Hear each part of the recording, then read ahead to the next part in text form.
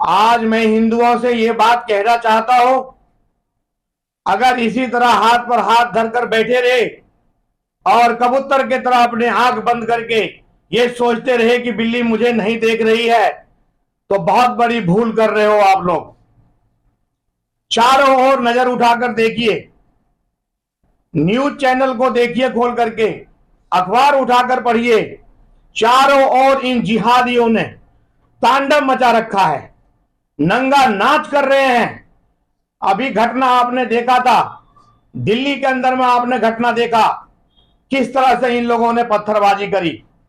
आज हरियाणा के नूह, जिसको ये लोग, आप लोग देखा होगा कि ये लोग मेवात बोलते हैं और अपनी गाड़ियों पर मेवाती लिखते हैं, उस जगह में जहां पर हमारे आराध्य देवता भोलेनाथ जी का कईयों सौ साल पुराना मंदिर है, जहां पर हर वर्ष हमारे सनातनी हिंदू भाई जो शिव भक्त हैं वो वहां पर जलाभिषेक करने जाते हैं और एक शोभा यात्रा निकालते हैं, जो हर वर्ष होता है और पिछले लगभग कईयों सौ वर्ष से होता आ रहा है।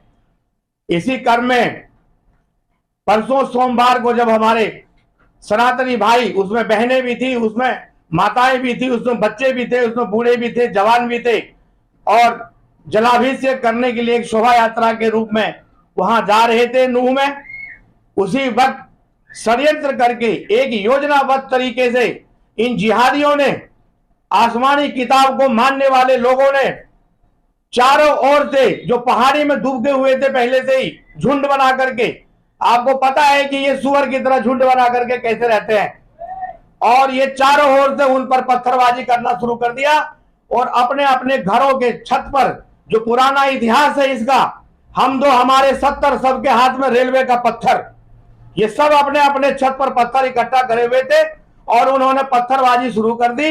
इसके बाद मामला एकदम भयंकर हो गया, लोग जान बचाकर भागने लगे। हमारे सनातनी, निहत्थे सनातनी शिव भक्त, जिसके ऊपर उन्होंने गोलियां तक बरसाई है, अलग अलग सोशल मीडिया में आप वीडियो देख सकते हैं, पत्थरबाजी करी, गाड़ियों में आग लगा दिए, इतनी चिल पुकारा। और वहां हरियाणा की निकम्मी सरकार, मनोहर लाल खट्टर और उनके जो गृह मंत्री हैं वो दाढ़ी वाले बाबा विज, अनिल विज, वो कहते हैं कि मैं 1700 फौज लगा रखा था वहां पे, 1700 पुलिस वाले। इतना झूठ बोलने का भी कम से कम हद होनी चाहिए। ये जिहादी तो झूठ बोलते ही है, लेकिन वहां पर वहां की सरकार के गृह मंत्री झूठ बोलता है, ये आश्चर्यजनक बात है और हिंदुओं के लिए बहुत दुखनीय, निंदनीय घटना है ये। मैं ये बताना चाहता हूं कि जिस तरह से षड्यंत्र के तहत आए दिन ये कोई भी, चाहे जन्माष्टमी का शोभा यात्रा हो, रामनवमी का शोभा यात्रा हो, दशहरा का शोभा यात्रा हो, या भगवान शिव पे जलाभिषेक का शोभा यात्रा हो, या कांवरियों के साथ में बरेली के अंदर में जिस तरह से घटना घटी है, चारों ओर नजर उठाकर देखो हिंदुओं, ये राक्षस, ये आसमानी किताब पढ़ने वाले, ये जिहादी, ये मानसिक विशिष्ट मानसिकता के लोग, ये पहले जो राक्षस होते थे वही राक्षस है। और इनके आसमानी किताब में ये लिखा हुआ है कि इस सृष्टि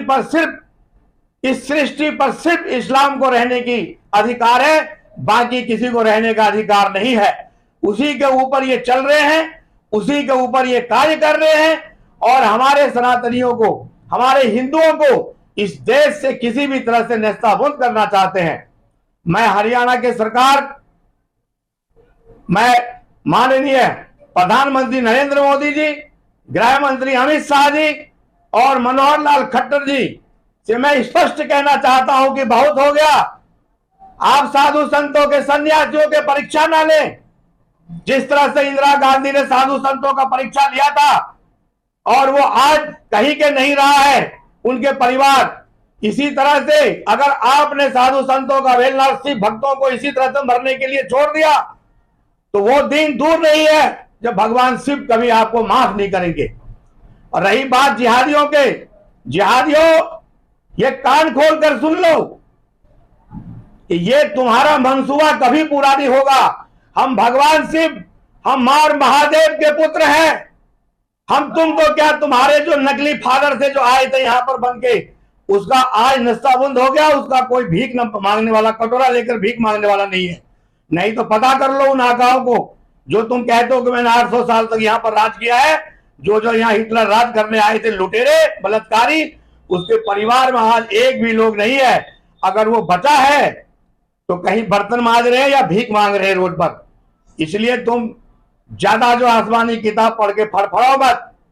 और रही हमारे सनातनी हिंदू भाइयों से मैं ये कहना चाहता हूं कि जहां पर सहनशीलता की बात हो वहां पर सहनशीलता करना चाहिए।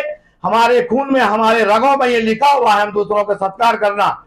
लेकिन जब हमारे साथ दुर्व्यवहार, हमारे साथ अत्याचार, हमारे मां बहनों के साथ बलात्कार और हमारे साथ इस तरह से कत्ले आम ये लोग कर रहे हैं, जिस तरह से हमारे बहू बेटियों को घेर कर हमारे भाइयों को जिस तरह से ये मार रहे हैं, हथियारों से ले वहां गोलियां चला रहे हैं, गाड़ियों में आग लगा दिए, सारे दृश्य सारे न्यूज चैनल पर है।